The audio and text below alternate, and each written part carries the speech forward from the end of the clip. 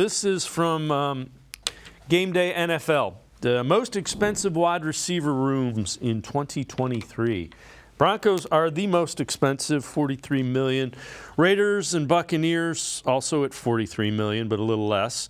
Jaguars at $42. They have the Dolphins and the Browns at $39 million. When you think about that, if they're at $39 million, that means over half of their spending on the wide receiving core is in the person of Amari Cooper. Now, he's a really good wide receiver, but that's the reason people aren't so sure he's going to be around in 2024.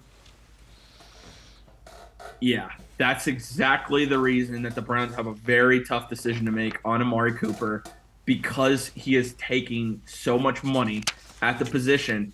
And what you have to ask yourself is, Amari Cooper is going to be 30, 31 by 2024.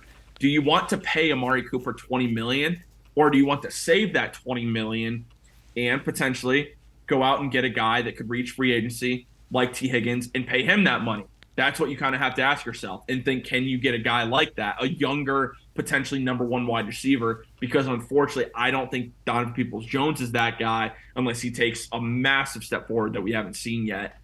That's going to be the big question with Amari Cooper. I love Amari Cooper, I do.